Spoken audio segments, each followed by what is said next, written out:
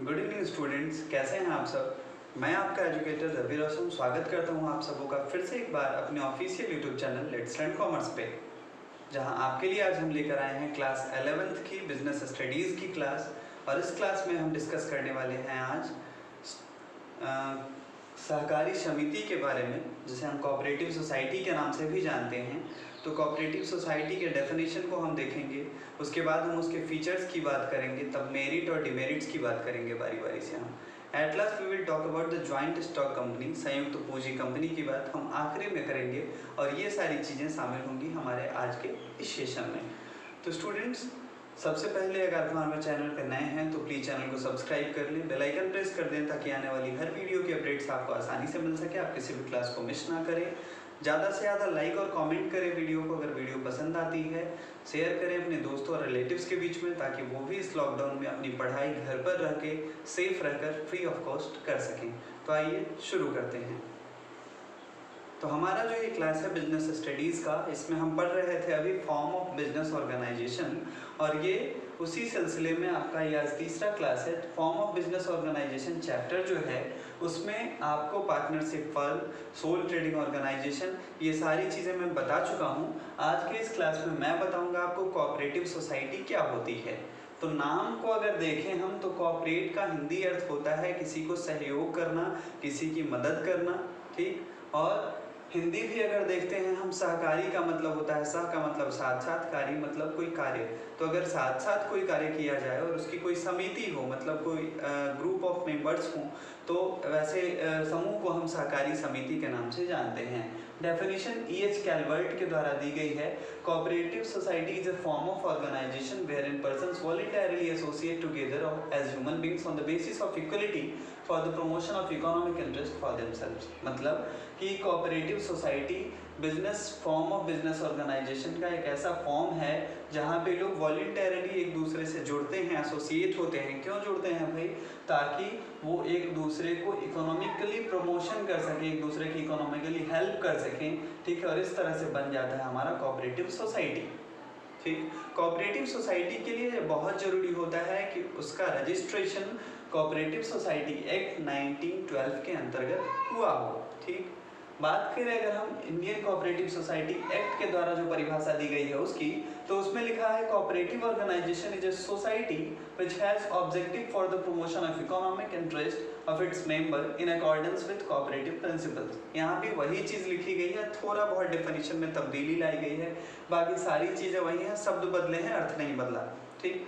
कहा गया कि कोऑपरेटिव सोसाइटी एक ऐसी सोसाइटी है जो कोऑपरेटिव रूल्स को फॉलो करते हुए, ठीक है, कोऑपरेटिव प्रिंसिपल्स को फॉलो करते हुए एक सोसाइटी को डेवलप करती है, एक सोसाइटी के वैसे पहलू को डेवलप करती है जिसमें लोग वॉलंटरली शामिल होते हैं और इकोनॉमिकली प्रमोशन के लिए एक दूसरे की हेल्प करते हैं, ठीक। तो ये है हमारी सहकारी समिति, ये था इसका डेफिनेशन। बात करेंगे हम अब इसके फीचर्स की, मतलब इसके विशेषताएं की। क्या है इसकी विशेषताएं?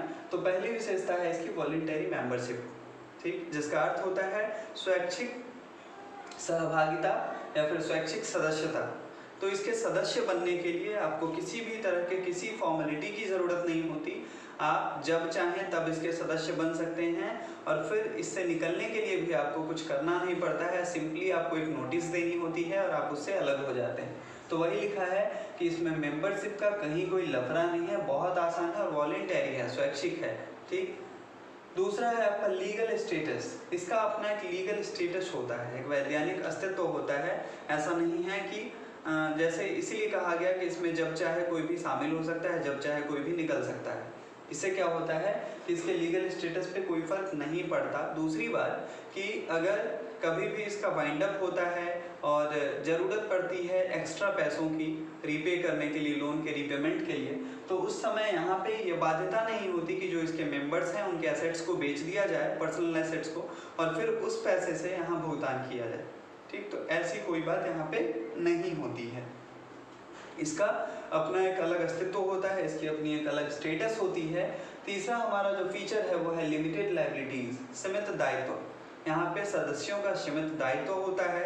कहने का मतलब कि जिस सदस्य ने जितनी पूंजी लगाई है, ठीक, जिस सदस्य ने जितनी कैपिटल कंट्रीब्यूट की है, बस उतना ही तक उसका दायित्व है उससे ज़्यादा उसका कोई दायित्व नहीं होता, इसीलिए इसको लिमिटेड लायबिलिटीज़ कहा जाता है। चौथा है कंट्रोल। ठीक, तो कंट्रोल जो है वो किसके हाथ में है? तो कंट्रोल यहाँ पे होता है मैनेजिंग अथॉरिटी के हाथ में, और जो मैनेजिंग अथॉरिटी या मैनेजिंग कमेटी होती है वो चुनते हैं सारे मेंबर्स। जी हाँ, सारे मेंबर्स वोटिंग के आधार पे एक मैनेजिंग अथॉरिटी का सिलेक्शन करते हैं जो जनरली रिटायर्ड मेंबर ही होते हैं, और फिर वो मैनेजिंग कंट्रोल उनके हाथ में होता है, सारी कंट्रोलिंग पावर उन्हीं के हाथ में होती है। ठीक है, तो हम कह सकते हैं कि ये हमारे भारत में जैसे डेमोक्रेसी में होता है कि हम चुनाव करते हैं, फिर वहाँ पे क्या होता है कि जो हमारे रिप्रेजेंटेटिव होते हैं जिन्हें हम चुनते हैं, जैसे ग्राम पंचायत में हम चुनते हैं मुखिया को, वार्ड मेंबर को, ठीक, विधानसभा चुनाव में हम मुख्यमंत्री को चुनते हैं, लोकसभा चुनाव में हम प्रधानमंत्री को चुनते हैं। तो ये सब लोग क्या करते हैं? हमारे लिए काम करते हैं, हम इन्हें चुनते हैं और ये हमारे लिए काम करते हैं। तो बस ऐसे ही यहाँ भी हम क्या करते हैं, मेंबर अगर हम हैं किसी कोऑपरेटिव सोसाइटी के, तो हम वहाँ उसके मैनेजिंग अथॉरिटी को चुनते हैं और फिर वो हमारे लिए काम करते हैं। That simple. ठीक, आ गई समझ में बात? और आखिरी जो है हमारा फीचर पांचवा, वो है सर्विस मोटिव। सेवा भाव से यहाँ पे लोग जुड़ते हैं, और ये बात मैंने डेफिनेशन में पहले ही आपको बता दी कि यहाँ पे वॉलंटरली सेवा भाव से एक दूसरे की मदद के लिए मेंबर्स जुड़ते हैं। तो ये था हमारा 5 विशेषता सहकारी समिति का। और अब हम बात करेंगे इसके मेरिट्स की या एडवांटेज जिसको हम बोलते हैं कि इसके क्या क्या गुण हैं या क्या क्या लाभ हैं। फर्स्ट है इक्वलिटी इन वोटिंग स्टेटस। यहाँ पे हर किसी को वोटिंग के लिए, जो अभी अभी मैंने जिक्र किया कि वोटिंग क्या है, तो हर किसी को वोटिंग के लिए इक्वल राइट्स दिया गया है। जैसे हमारे भारतवर्ष में है कि चाहे आप किसी भी कास्ट के हों, चाहे आपका कोई भी जेंडर हो, चाहे आप किसी भी धर्म के हों, आपको एक वोट का अधिकार है, आप एक से ज़्यादा वोट नहीं कर सकते। तो यहाँ भी वैसा ही जो भी इसके मेंबर्स हैं उनको वोटिंग में इक्वलिटी प्रोवाइड की गई है, किसी भी तरह की कोई पार्शियलिटी यहाँ पे नहीं होती है। ठीक, दूसरी मेरिट्स क्या है इसकी? तो दूसरा है लिमिटेड लायबिलिटीज, सीमित दायित्व। और इस चीज़ को मुझे नहीं लगता कि दोबारा डिस्कस करने की ज़रूरत है, क्योंकि फीचर्स में हम लोगों ने ऑलरेडी पढ़ लिया कि इसके जो मेंबर्स होते हैं उनका दायित्व सीमित होता है। कैसे होता है ये मैंने आपको बता दिया है। तीसरा है आपका स्टेबल एग्जिस्टेंस, मतलब इसका स्थायित्व जो होता है वो परमानेंट होता है। मेंबर्स के आने से जाने से, पार्टनरशिप फॉर्म में हमने क्या पढ़ा था कि अगर कोई पार्टनर पागल हो जाता है, अगर कोई पार्टनर दिवालिया हो जाता है, अगर किसी पार्टनर की मृत्यु हो जाती है, तो वहाँ पे फॉर्म डिसॉल्व हो जाता है। लेकिन यहाँ पे ऐसी कोई बात नहीं है। यहाँ पे अगर ये सारे केसेस होते भी हैं, फिर भी हमारा जो ये कोऑपरेटिव सोसाइटी है ये चलता रहेगा। इसके लीगल स्टेटस पे कहीं कोई फर्क नहीं पड़ने जा रहा है, इसके एग्जिस्टेंस पे कहीं कोई फर्क नहीं पड़ने जा रहा है। क्लियर है? चलिए, चौथा जो है आपका वो इकोनॉमी इन ऑपरेशंस, मतलब कि इसके ऑपरेट करने में इसको बहुत कम खर्च होता है, क्योंकि सब लोग जो है वॉलंटरली जुड़ते हैं और सब एक दूसरे की मदद की भावना से चलते हैं। यहाँ प्रॉफिट मेकिंग का किसी का कोई ऑब्जेक्टिव नहीं होता। सो हम कह सकते हैं कि इसको ऑपरेट करना काफ़ी इकोनॉमिक होता है। पांचवा है सपोर्ट फ्रॉम गवर्नमेंट। गवर्नमेंट से भी इस कार्य के लिए अनुदान मिलता है। जैसे आप देखते होंगे बहुत सारे NGO हैं, ठीक, नॉन गवर्नमेंट ऑर्गेनाइजेशंस हैं, तो उन सबको सरकार जो है, अगर वो रजिस्टर्ड हैं, सही मायने में काम कर रही हैं, तो सरकार उनको अनुदान प्राप्त करवाती है ताकि वो अपने काम को और आगे तक लेकर जा सके और अच्छे से कर सके। तो यहाँ भी सेम चीज़ है और लिखा है आपका सपोर्ट फ्रॉम गवर्नमेंट। लास्ट है आपका ईज ऑफ फॉर्मेशन।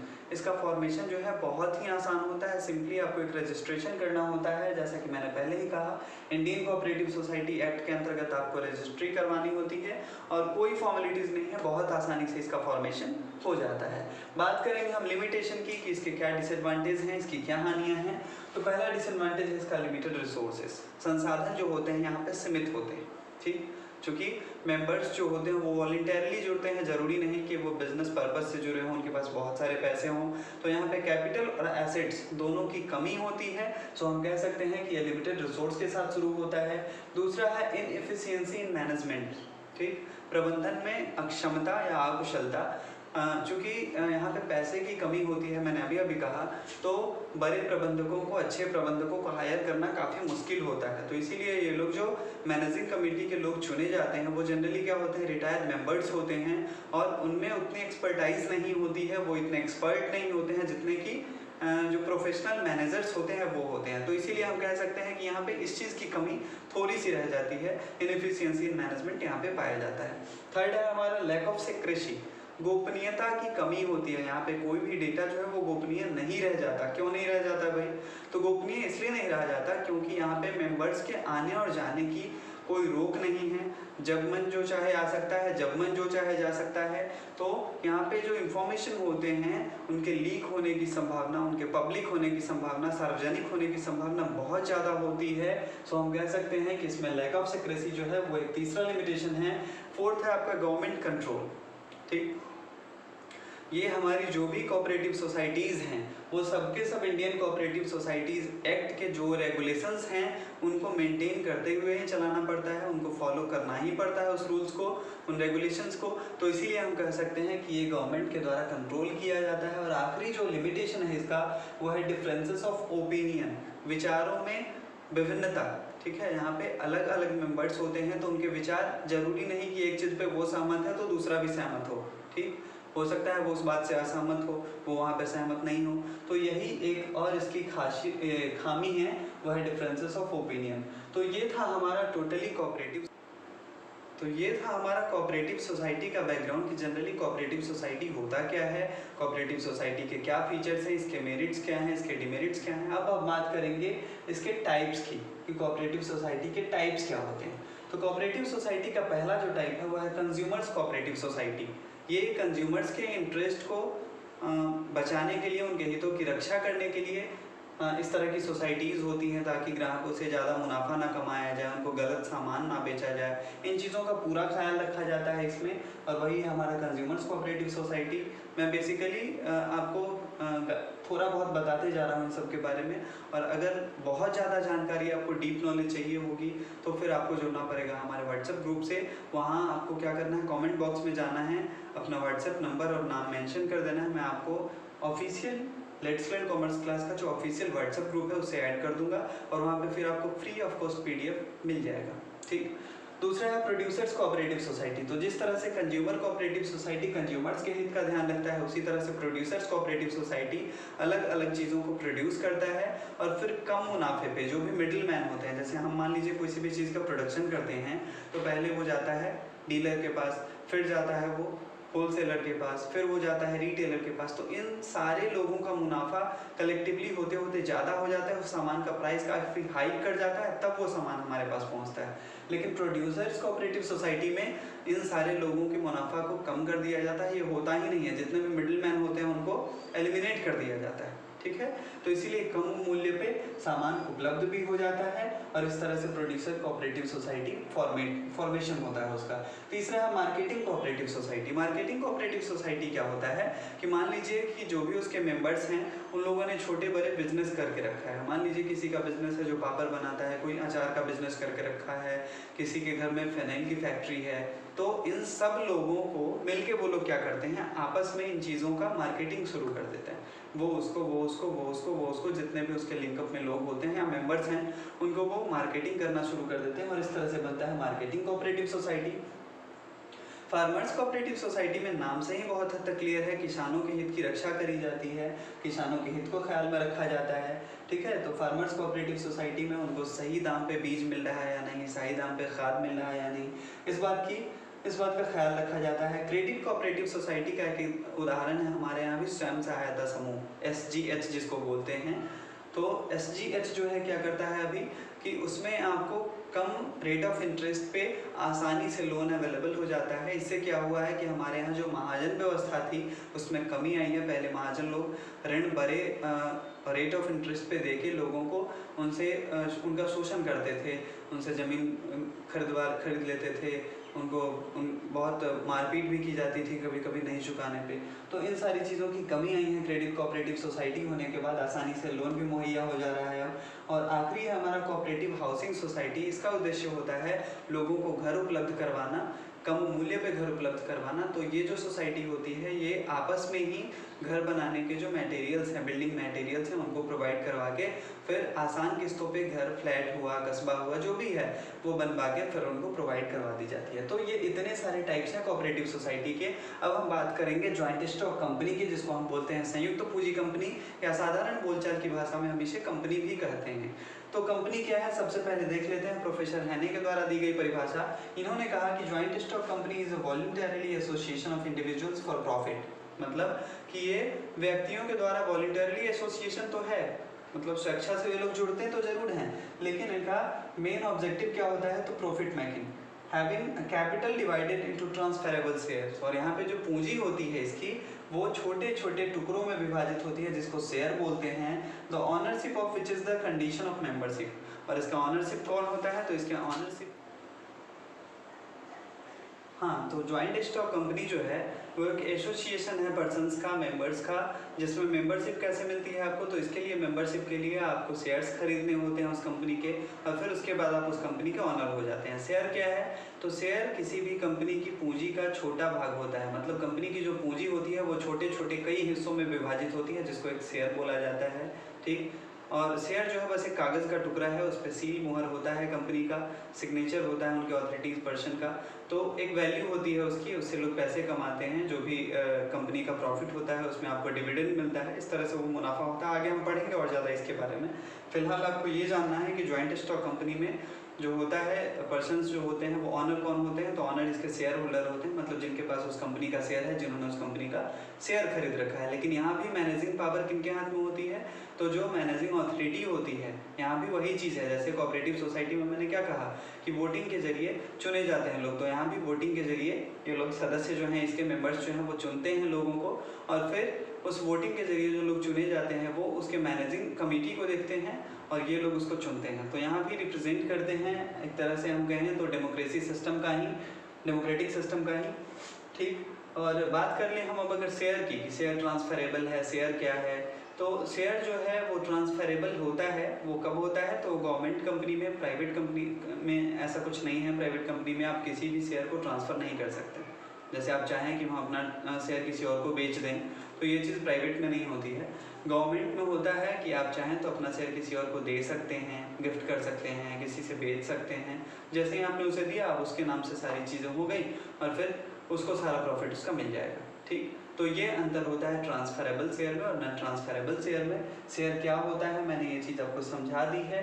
संयुक्त पूंजी कंपनी का भी मुझे लगता है बेसिकली आपको नॉलेज हो गया कि क्या होता है। इसी पैसे से फिर जो शेयर बेच के उनको जो पैसा आता है कंपनी वालों को, उसी पैसे से फिर वो अपना बिजनेस करती हैं। किसी भी चीज़ में उनका बिजनेस हो सकता है, वो चाहे तो अपना बिजनेस मैन्युफैक्चरिंग यूनिट में कर सकते हैं, वो चाहे तो अपना बिजनेस किसी कॉस्मेटिक आइटम्स में कर सकते हैं, ये उन पर डिपेंड करता है। लेकिन यहाँ क्या है कि मेनली पैसा कहाँ से है, तो पैसा कलेक्ट करने का एक जुगाड़ है, एक साधन जो है वो है शेयर बेचना। शेयर बेच के ये लोग पैसा कलेक्ट करते हैं और फिर उसी पैसे से अपना बिजनेस आगे बढ़ाते हैं, ठीक। शेयर होल्डर्स उसके ऑनर होते हैं, फिर से मैं रिपीट कर रहा हूँ, और मैनेजिंग कमेटी के लोग जो ये लोग चुनते हैं वोटिंग के माध्यम से, वो इसको मैनेज करते हैं, उनके हाथ में कंट्रोलिंग यूनिट होती है। क्लियर है? तो ये था हमारा आज का क्लास। अगर आपको ये क्लास अच्छा लगा हो तो वीडियो को लाइक करें, कमेंट करें। इसके अलावा चीज़ों को रिवाइज़ करते रहें। बार बार बोल रहा हूँ कि चीज़ों को रिवाइज़ करते रहना बहुत ज़रूरी है, नहीं तो आप पीछे की सारी चीज़ें भूल जाओगे, तो फिर बेकार हो जाएगा पढ़ना। तो आप रिवीजन करते रहिए, ज़्यादा से ज़्यादा नोट्स पढ़िए, PDF पढ़िए व्हाट्सएप ग्रुप पे। होप कि आपको ये वीडियो अच्छे से समझ में आई हो। Thank you very much for watching this video. Have a nice day and जय हिंद, जय भारत।